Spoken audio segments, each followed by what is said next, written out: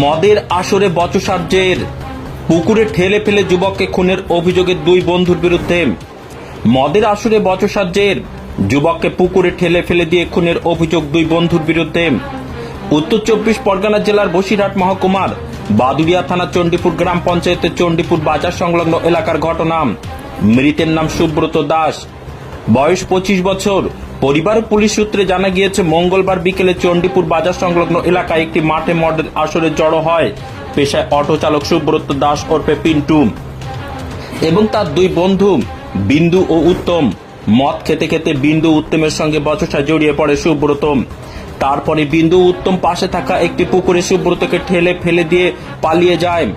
এদিকে ছেলে বাড়ি আসছে না দেখে মা এলাকায় খোঁজ খবর নিতে শুরু করে। খোঁজ না পেয়ে অবশেষে তারা বাদুড়িয়া থানার বিষয়টি জানায়। বাদুড়িয়া থানার পুলিশ গিয়ে তদন্ত করে চণ্ডীপুর বাজার সংলগ্ন মাঠের ওই পুকুর থেকে সুব্রত দাসের নিথর উদ্ধার করে। তাকে উদ্ধার করে বাদুড়িয়া গ্রামীণ হাসপাতালে নিয়ে গেলে চিকিৎসকেরা তাকে মৃত বলে ঘোষণা করেন। ঘটনার পর মৃত সুব্রত দাসের বাবা সঞ্জয় দাস বাদুড়িয়া থানায় বিন্দু উত্তমের বিরুদ্ধে লিখিত অভিযোগ দায়ের করেছেন। সেই অভিযোগের ভিত্তিতে উত্তমকে গ্রেপ্তার করেছে পুলিশ। আর এক যুবক বিন্দুর খোঁজে তল্লাশি চালাচ্ছে পুলিশ। ধৃত উত্তমকে বুধবার বসিরহাট মহকুমা আদালতে পেশ করা হবে।